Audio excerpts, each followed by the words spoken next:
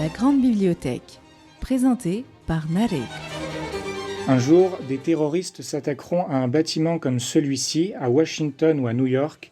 Ils provoqueront la mort de centaines de victimes et un choc psychologique sans précédent. La question n'est pas de savoir si un tel acte aura lieu sur le sol américain, mais quand et où. C'est à vous, messieurs, de vous préparer. C'est entre vos mains que repose la sécurité de notre territoire.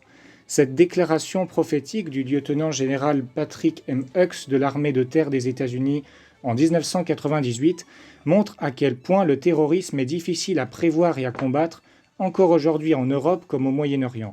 Ainsi, malgré le renforcement de l'action antiterroriste aux échelles nationales et internationales, l'activité des groupes terroristes est en recrudescence et toujours d'actualité. La France n'échappe pas à leurs actions, comme l'ont montré des attentats à Nice ou à Paris ces dernières années. Alors, pour mieux comprendre cette technique complexe à définir et à combattre, nous recevons David Cumin. Bonjour. Bonjour. Qui est maître de conférences à l'université Jean Moulin à Lyon 3, professeur de droit sciences politiques et l'auteur de Terrorisme en 20 points clés, paru en 2018, qui va nous intéresser aujourd'hui. Alors avant d'entrer dans le vif du sujet, commençons par la crise ukrainienne et l'opération militaire russe menée par Vladimir Poutine depuis le 24 février. J'ordonne au ministre de la Défense et au chef d'état-major de mettre les forces de dissuasion de l'armée russe en régime spécial d'alerte en combat, déclare-t-il à la télévision russe. Dans ces conditions, peut-on parler de terrorisme géopolitique, comme l'affirme Charles Michel, président du Conseil européen? Quel objectif se donne le président russe et doit-on craindre une guerre nucléaire? Il faut arrêter de raconter n'importe quoi et de diluer les concepts. Il y a un recours à la force armée de la Russie contre l'Ukraine, il y a une invasion, il y a des combats, il y a différentes menaces, ça s'appelle la guerre. C'est une guerre entre deux États, deux armées, c'est une guerre qui peut prendre de l'ampleur, qui peut s'étendre, qui peut s'intensifier, mais on ne va pas tout mélanger, sinon la langue française perdrait son sens, perdrait son intelligibilité. Il y a la guerre, il y a le terrorisme. Ce n'est pas pareil. La guerre, c'est bien pire que le terrorisme. Je veux dire que la guerre, c'est bien pire que de simples attentats. Il n'y a pas de terrorisme du côté de Poutine, il y a une invasion. Donc cessons de faire de la rhétorique, de balancer des mots n'importe comment, n'importe où, n'importe quoi, de tout mélanger, de manipuler l'opinion, de faire croire à ci et à ça. Retrouvons l'intelligibilité des mots. D'accord. Et en parallèle, le président russe Vladimir Poutine appelle les militaires ukrainiens à prendre le pouvoir à Kiev en renversant le président Volodymyr Zelensky et son entourage, qu'il a qualifié de terroristes et de néo-nazis. Comment expliquer le point de vue du Kremlin? Est-il légitime de parler de terrorisme dans cette situation? Comme quoi, ne raconte pas n'importe quoi que les gens du côté occidental, mais même Poutine, il raconte n'importe quoi.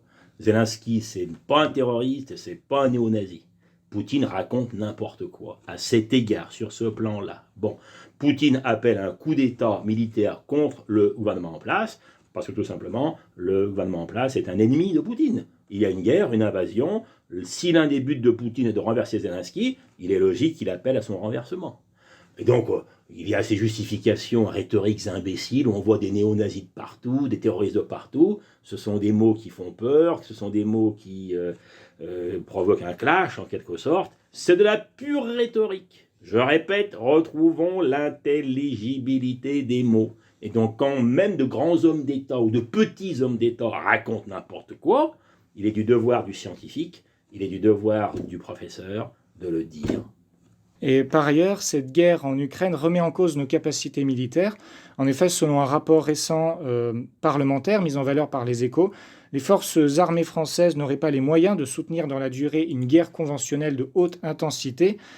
Alors, la France serait-elle prête à soutenir un tel effort de guerre, comme en Ukraine? Et si non, comment expliquer ce recul géostratégique? La France a un outil militaire de qualité. Elle a une force de dissuasion nucléaire, elle a des forces conventionnelles, des forces aussi conventionnelles qui surtout vous savez, depuis le retrait français d'Algérie, l'armée française a mené plus de 200 opérations extérieures. L'armée française, elle est bien rodée pour le combat de basse intensité. ou pour des opérations de déploiement, de projection, etc. Mais la haute intensité, c'est très simple. La France sait faire, on pourrait le faire. Mais il y a deux choses. La France, elle ne livre de grandes guerres qu'avec des alliés, depuis 1914, premièrement. Et deuxièmement, pourquoi est-ce que la France n'envoie pas de troupes en Ukraine? Mais c'est très simple. C'est tout simplement, il n'y a pas de traité d'alliance entre la France et l'Ukraine. L'Ukraine n'est pas membre de l'Union européenne. L'Ukraine n'est pas membre de l'OTAN. Donc il n'y a aucune obligation. Bon. Et deuxièmement et surtout, mais enfin, cher monsieur, la France a eu une cinquantaine de soldats tués au Mali depuis sur 10 ans. Faire la guerre avec la Russie, ça signifierait envoyer des troupes, ça signifierait que l'on perdrait des centaines, des milliers d'hommes en quelques jours, en quelques semaines. Vous croyez qu'en France, les familles françaises sont prêtes à subir, à encaisser de telles pertes? Si la France n'envoie pas de troupes en Ukraine, comme d'ailleurs les États-Unis ou les autres partenaires, Allemagne, Grande-Bretagne, c'est parce que nous craignons une escalade militaire, pourquoi pas nucléaire, et parce que nous craignons de subir des pertes sensibles. Quand on fait la guerre, du fort au fort, et pas simplement du fort au faible, on risque d'essuyer des pertes. On risque même de subir des frappes sur notre sol. Et ça, on ne le veut pas. Ça fait depuis 75 ans que la France n'a pas essuyé de frappes militaires sur son sol. Donc on n'en veut plus. Et puis c'est tout. C'est pas une question de capacité matérielle, c'est une question de courage spirituel. On ne veut pas de mort violente. Donc on n'est pas prêt à prendre trop de risques. Et ajoutons à cela le retrait progressif des troupes françaises au Mali et l'influence grandissante d'autres pays comme la Russie et les troupes Wagner en Centrafrique et les investissements de grandes entreprises chinoises avec notamment une base militaire à Djibouti. Alors serait-ce une perte d'influence et un échec politique français ou un recul temporaire des Français? Il y a une percée économique chinoise très sensible depuis longtemps en Afrique noire francophone. Il y a plus récemment une percée militaire russe en Afrique sahélienne et subsaharienne. Oui, c'est très préoccupant. On n'a pas voulu reconnaître à la Russie une zone d'influence en Europe de l'Est, ex-URSS. La Russie s'infile dans notre propre ancienne zone d'influence africaine. C'est, je dirais, du répondant. Oui, la France est en recul économique et militaire en Afrique. C'est très sensible. La France a encore quand même des atouts en Afrique. Il y a un réseau d'alliances et de bases. Et puis surtout, c'est ça qui doit nous consoler, l'Afrique reste francophone. Donc les Russes et les Chinois, figurez-vous, ils doivent apprendre le français pour pouvoir être présents là-bas. C'est une petite consolation. Oui, mais les Russes mettent en place des réseaux anti-français, de désinformation. Tout à fait. Ils utilisent notre langue pour nous évincer, nous subvertir. On devrait en faire autant. Moi, j'en ai assez que la France soit toujours sur la défensive, soit toujours en réaction. Il faudrait qu'elle prenne l'initiative et que la France aussi fasse la propagande anti-russe au Sahel. Pour le reste, que l'Ukraine fasse partie de la zone d'influence russe, je le comprendrais. Moi, ce que je souhaite ce qui va arriver et ce qui aurait dû arriver depuis longtemps, qui nous aurait évité cette guerre, que l'Ukraine soit neutralisée. Autrement dit, elle recouvre son indépendance, son intégrité, elle n'appartient ni à l'OTAN ni à l'UE, et elle ne sera pas obligée de revenir aux institutions eurasiennes. Voilà la solution pour moi, c'est la neutralisation de l'Ukraine, ni à l'Est ni à l'Ouest. Je pense que ça peut se faire, et je pense que ça va se faire. Je l'espère en tout cas. Comment expliquer le refus des Européens dans ce cas et des Occidentaux, notamment des Américains Pour une raison de principe, la liberté des États de choisir leurs alliances. Cette liberté est inhérente à leur souveraineté. Donc théoriquement, l'Ukraine est un État souverain, nous sommes tous d'accord avec ça, l'Ukraine a le droit d'adhérer à l'OTAN et à l'UE. Mais le problème, c'est que la Russie ne veut pas. Et beaucoup d'Ukrainiens ne le veulent pas.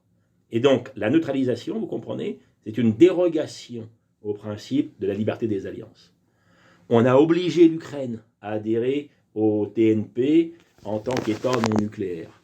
On a obligé l'Autriche on a imposé à l'Autriche sa neutralisation en 1955. Donc on a dérogé à la souveraineté autrichienne. Eh bien, pourquoi ne pas déroger à la souveraineté ukrainienne? Il suffirait que le gouvernement ukrainien l'accepte, et on pourrait imaginer un traité solennel dans le cadre de l'OSCE, où l'Ukraine dirait, où l'Ukraine et les autres grandes puissances diraient, l'Ukraine n'appartiendra à aucune alliance militaire. Voilà. Et ce traité serait inséré dans la constitution ukrainienne, et je pense que ça suffirait à satisfaire tout le monde.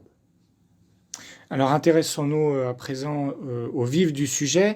Le terrorisme, au début, le terrorisme pourrait faire penser à une idéologie avec le suffixe isme, mais n'en est pas vraiment une. Certains parlent d'un moyen d'intimidation ou de terreur face à une population, quand d'autres mettent en lien cette tactique avec la guerre de guérilla, comme en Espagne en 1808. Alors comment vraiment définir ce terme qui fait souvent débat et est un vecteur d'influence et d'intimidation, notamment sur les réseaux sociaux? Plus souvent, pourquoi tant de difficultés pour définir ce terme? Oui, effectivement, nous passons de la guerre au terrorisme. Effectivement, vous mesurez la différence entre de simples attentats, pour tragiques qu'ils soient, et l'invasion auquel nous assistons. Effectivement, c'est tout à fait différent. Alors le terrorisme, effectivement, c'est très difficile à définir pour différentes raisons. Il n'y a pas d'accord aux Nations Unies pour une définition générale universelle. Chaque État a sa propre définition dans chacun de ses codes pénaux. Autant de codes pénaux nationaux, autant de définitions. Ce terme prête à toutes sortes d'usages rhétoriques, à toutes sortes de métaphores. Tout à l'heure, vous l'avez évoqué vous-même, où l'Européen taxe Poutine de terroriste et Poutine taxe Zelensky de terrorisme. N'importe quoi.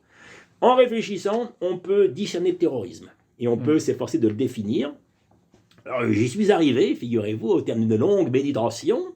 Et donc, pour moi, qu'est-ce que c'est qu'un acte terroriste? Moi, je suis universitaire. J'essaye de discerner précisément les concepts.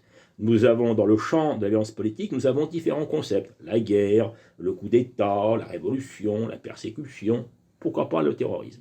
Pour moi, le terrorisme, qu'est-ce que c'est? C'est l'attentat. Qu'est-ce que c'est que l'attentat ou la prise d'otage? Qu'est-ce que c'est que l'attentat ou la prise d'otage? C'est un acte de violence armée.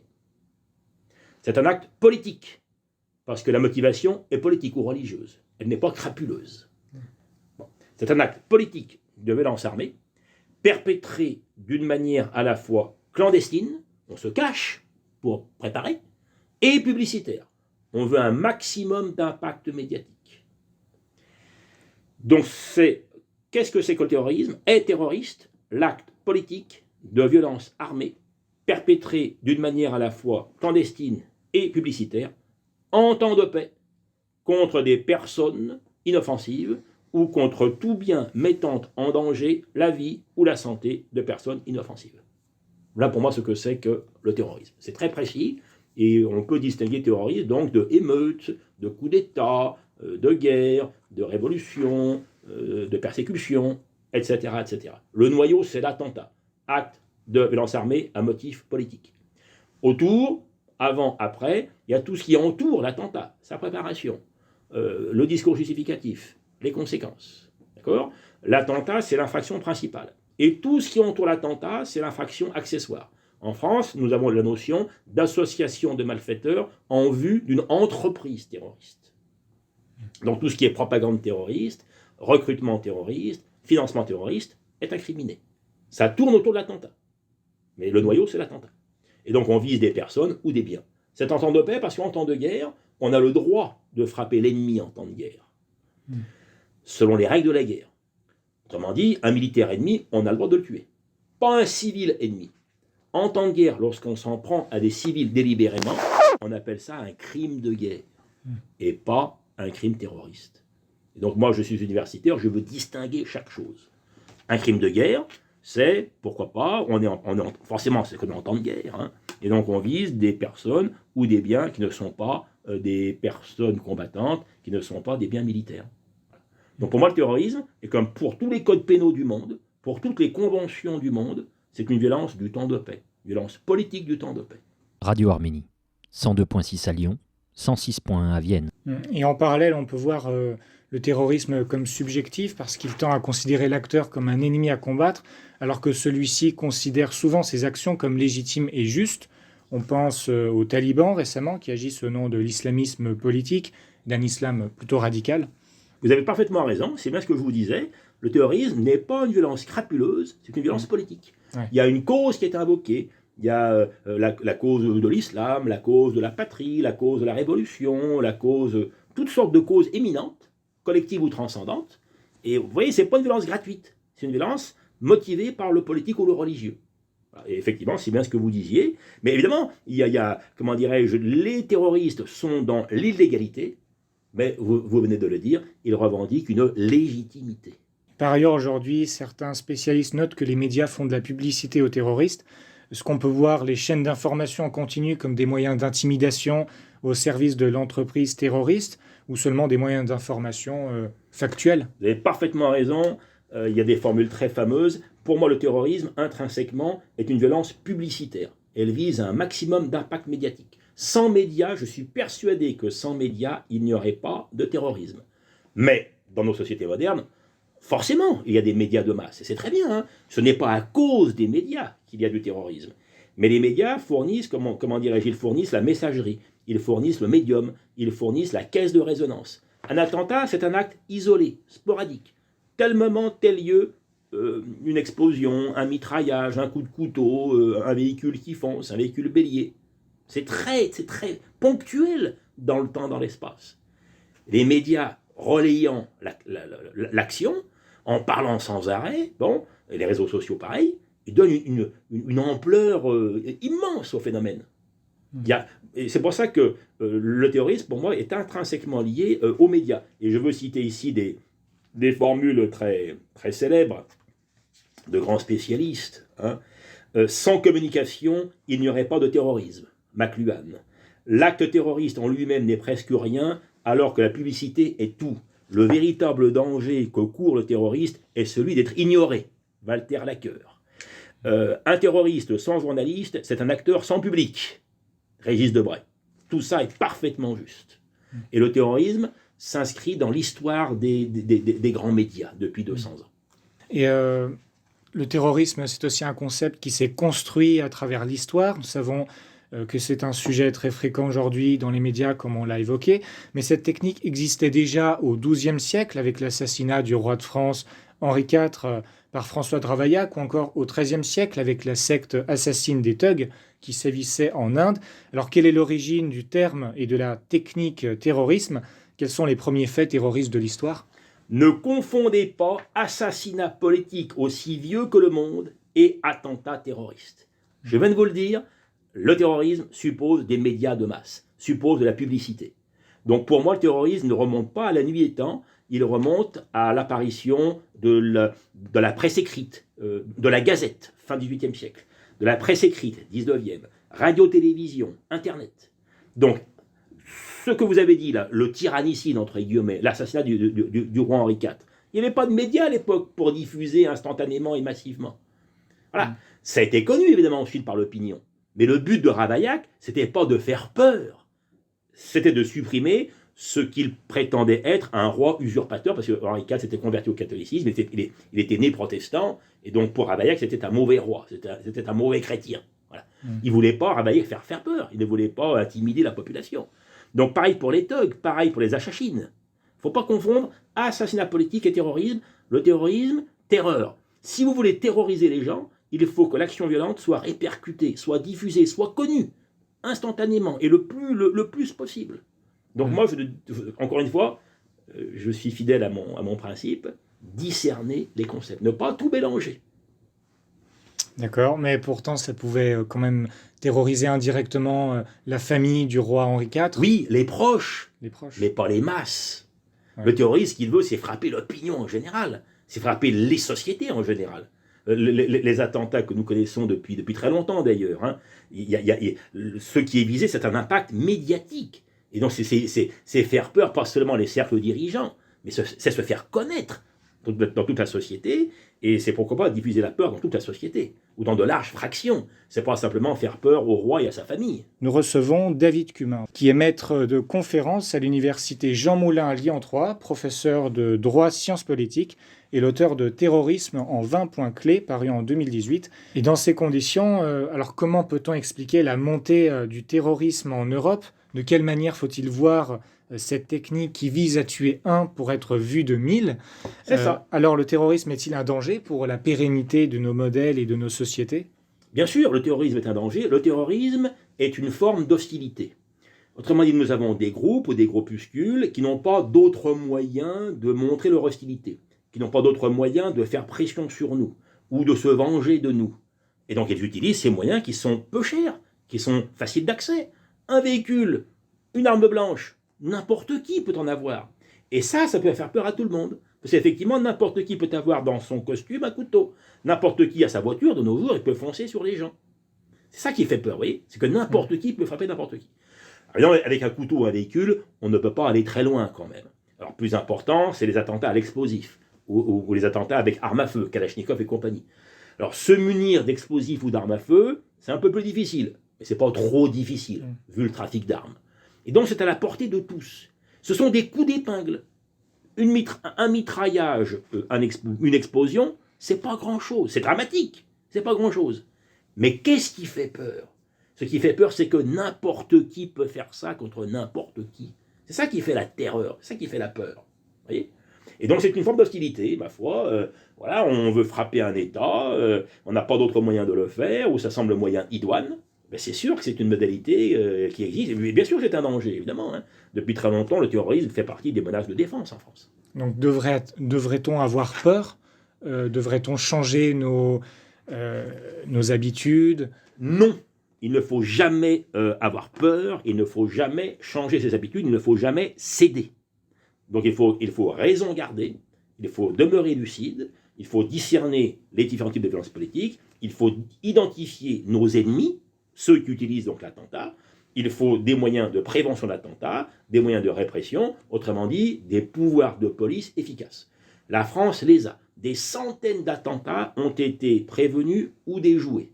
Mais quand même, le risque existe, c'est sûr. Le risque existe, la menace existe. Bon, il faut avoir, évidemment, comment dirais-je, il y a une menace. Il faut la craindre, cette menace, mais pas céder à la peur. Il faut prendre des mesures préventives et répressives proportionnées, adéquates. Et c'est ce que la France et les autres États font, notamment en coopération internationale. Et en parallèle, peut-on voir le terrorisme comme une forme de guerre irrégulière, non conventionnelle, qui chercherait à harceler une société, comme vous l'avez noté, pour prendre le pouvoir en jouant sur l'émotion et l'intimidation, évidemment. On pense à la guerre révolutionnaire de Mao Tse-tung au XXe siècle, ou à la prise de pouvoir des talibans plus récemment. Tout à fait. Nous avons une grande dichotomie, les guerres régulières menées par des États, des armées étatiques, et les guerres régulières menées par des mouvements, par des partisans. Donc je suis persuadé que veut le terroriste? C'est à coup d'attentat faire basculer une société de la paix troublée à la guerre de basse intensité, guerre irrégulière. Voyez, donc le terroriste comme partisan. Ça peut marcher. Il est arrivé, alors, je ne sais pas moi, Algérie, novembre 1954, Algérie française, novembre 1954, il y a des attentats commis par le FLN, la sauce prend parce que les conditions sont propices, bon, et en février 1955, l'Algérie française bascule dans la guerre civile, dans la guerre irrégulière. Bon, le FLN a des objectifs politiques, c'est l'indépendance de l'Algérie. Bon, c'est un objectif tout à fait estimable, hein, pourquoi pas. Les modalités, c'était la guerre irrégulière. Et donc, attentats, subversion, mobilisation des Algériens, grève, bon, tout ce qui est guerre irrégulière. Bon. En revanche, parfois, ça échoue. L'extrême gauche révolutionnaire italienne ou allemande, années 70, il y a eu des attentats très sévères, hein, Italie, Allemagne, années 70. Pour autant, la sauce n'a pas pris, il n'y a pas eu de guerre civile en Italie ou en Allemagne, parce que les conditions sociologiques n'étaient pas réunies. L'extrême gauche révolutionnaire n'a pas réussi à, comment dirais-je, mobiliser le prolétariat italien ou allemand. Et donc ça a fait long feu. Les brigades rouges, les fractions armées rouges allemandes sont restées à l'état de groupes, de groupuscules, de réseaux, pas plus. Voilà. Et il n'y a pas eu de basculement des deux pays dans la guerre civile. Mais ça peut arriver, bien sûr. Hein. Comment dirais-je, les attentats se multiplient, s'aggravent. En face, on doit réagir militairement et pas simplement judiciairement. Et bien, tout doucement, la société bascule dans la guerre civile. Hein. Et pourquoi pas, si les partisans l'emportent, sur telle portion du territoire, ils imposent leurs lois. Et pourquoi pas même dans tout le pays, hein. C'est tout à fait possible. On n'en est pas là en Europe de l'Ouest. Hein. Bon. Mais effectivement, je suis d'accord, l'arrière-plan de terrorisme, oui, c'est la guerre irrégulière. Mais tant qu'on en reste au stade de simples attentats tous les 6 mois, on n'est pas en état de guerre. Ce n'est que du terrorisme. En revanche, attentats tous les jours, et puis riposte militaire tous les jours, là on est en guerre. Il faut donc s'inquiéter.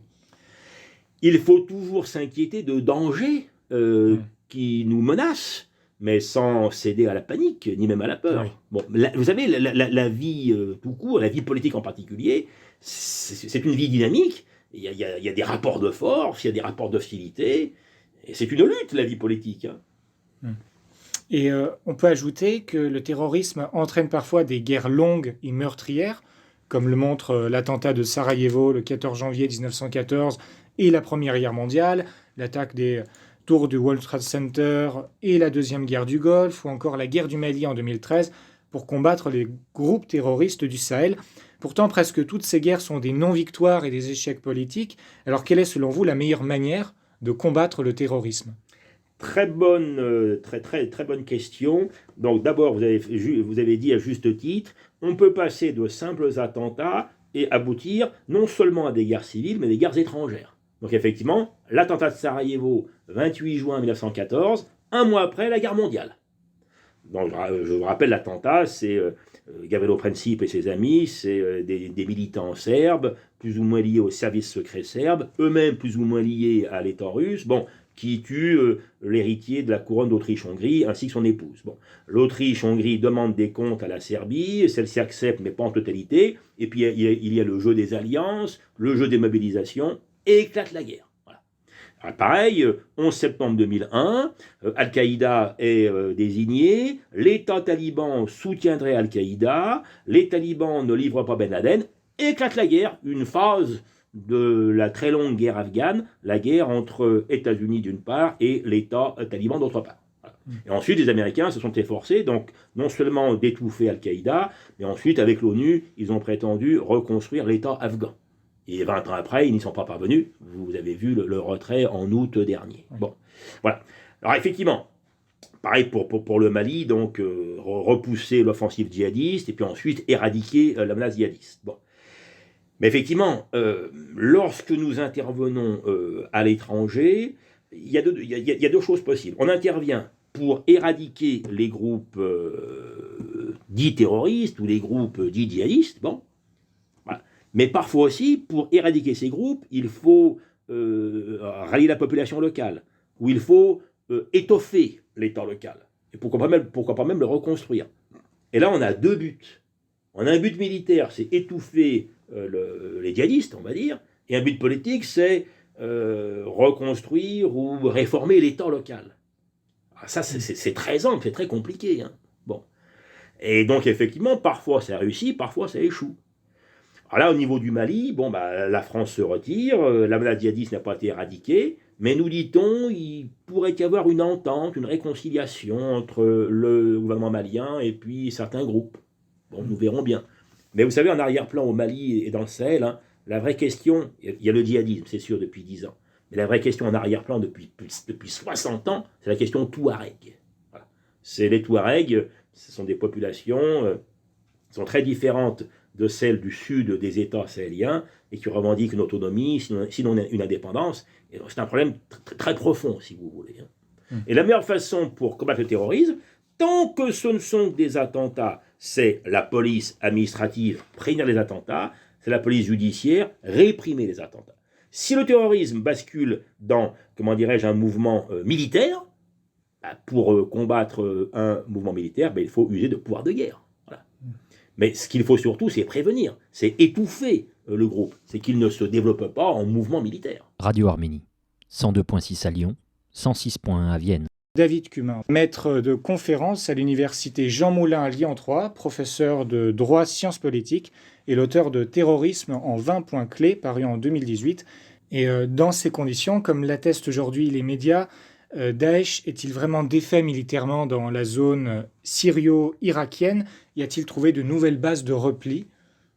Alors, Daesh avait une emprise territoriale entre Syrie et Irak du temps de sa gloire, allais-je dire, 2014-2017. Ensuite, Daesh s'est effrité sous les coups de la coalition hétérogène qui s'est nouée contre lui. Daesh ne contrôle plus aucun territoire au Levant. Daesh a été brisé. Mais tous les membres de Daesh n'ont pas été capturés ni tués. Et donc certains se sont dispersés dans la région. Pourquoi pas pourraient revenir en France ou en Turquie ou ailleurs. Donc je ne crois pas que Daesh ait des bases de repli, mais qu'une dissémination de certains membres, oui, qu'il y ait une dissémination de certaines armes, oui, pourquoi pas vers le Sahel, ou ailleurs, au Sinaï, ou ailleurs, dans la région ou dans le monde. Oui, ça, il faut le craindre. Vous comprenez, Daesh, c'était un mouvement qui est devenu une organisation belligérante qui a presque été un État, offrant des cibles, Daesh a été brisé, et Daesh est revenu au stade de groupuscules terroristes. Des groupuscules terroristes un peu partout. Ouais, donc, on retrouve bien la trajectoire de simples groupes qui montent en puissance brisée, et ça redevient donc des individus, des bandes disséminées qui restent dangereuses, mais ce n'est pas un danger de type militaire, c'est un danger de type terroriste. Et donc c'est à la police de le prévenir ou de le réprimer. Et donc on peut parler d'État terroriste, par exemple.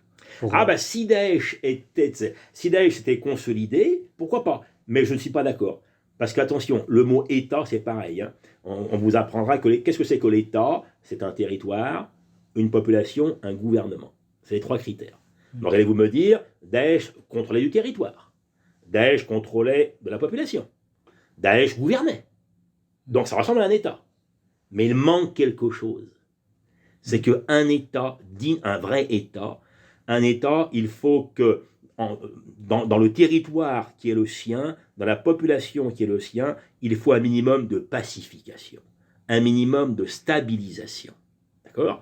C'est pour ça que Daesh n'a jamais été un État. Ça a été, je vous le répète, une organisation belligérante. Il n'y aura jamais d'État terroriste, parce que s'il y a un État, il faut qu'il y ait un minimum de pacification. Or, Daesh n'avait de pouvoir localement qu'en usant de violences massives.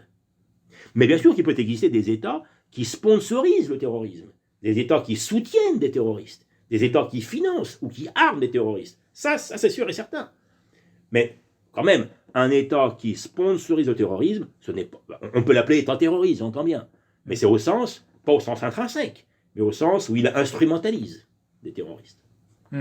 Et aujourd'hui, juridiquement, pour terminer, comment le code pénal traite-t-il et condamne le terrorisme? C'est le cas récemment du procès des attentats du 13 novembre 2016.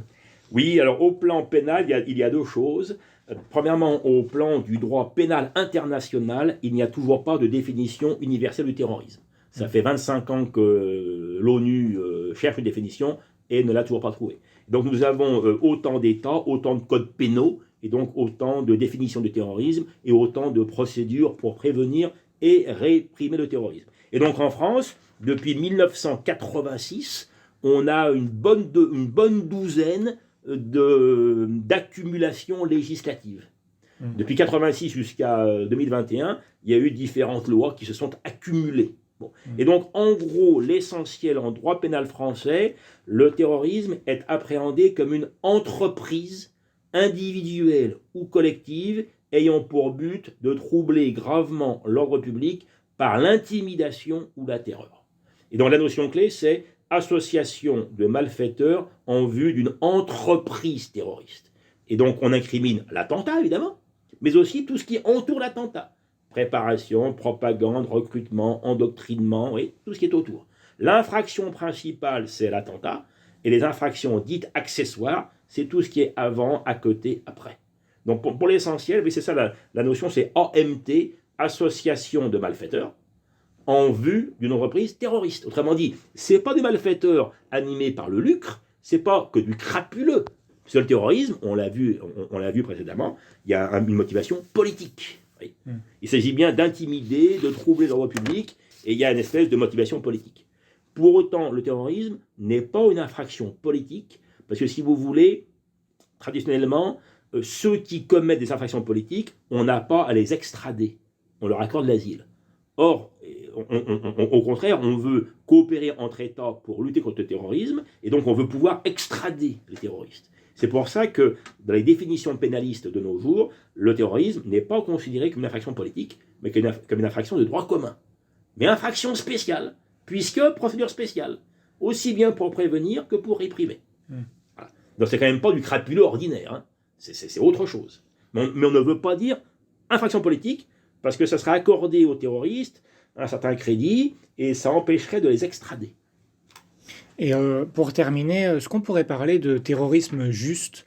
Enfin, un terrorisme... Je comprends. On peut parler de guerre juste. Oui. Par ses buts ou par ses moyens. Terrorisme juste, non, je ne pense pas. Le terrorisme, je répète, je reviens à ma définition originale, c'est un acte de violence armée perpétré contre des personnes inoffensives ou contre des biens mettant en danger la vie ou la santé de personnes inoffensives. Pour moi, le terrorisme est intrinsèquement injuste. La cause qui anime les terroristes peut être éminente. Je combats au nom de l'islam, au nom de la France, au nom de la Corse. C'est très éminent, très respectable. Mais les modalités sont ignobles. Puisqu'il s'agit, généralement, on est en tenue civile et on frappe des civils. Ça, c'est ignoble. Ça, c'est criminel. En temps de paix comme en temps de guerre. Ou alors, pourquoi pas, ça arrive, que des gens donc frappent non point des civils, mais des policiers, des gendarmes, des militaires. C'est très grave. C'est peut-être un petit peu moins grave que de frapper des civils. Mais le plus souvent, ces gens-là, comment frappent-ils des militaires, des policiers ou des gendarmes? En tenue civile. Ils font croire qu'ils sont des civils inoffensifs. Et donc, ils se veulent combattants, mais ils se mettent en costard-cravate ou en t-shirt. Donc, ça ne va pas, ça. C'est intrinsèquement ignoble, ça. En temps de guerre, figurez-vous que ça s'appelle de la perfidie, ça. Quand quelqu'un est un combattant, mais revêt une tenue civile pour attaquer un militaire adverse, c'est un acte de perfidie. C'est un crime de guerre, figurez-vous. En temps de guerre. Je vous remercie d'avoir répondu à nos questions. Je rappelle, David Cumin, que vous êtes maître de conférence à l'université Jean Moulin Lyon 3, professeur de droit sciences politiques et l'auteur notamment de Terrorisme en 20 points clés, publié en 2018. Je vous remercie. Merci et bravo pour votre initiative. La Grande Bibliothèque, présentée par Narek.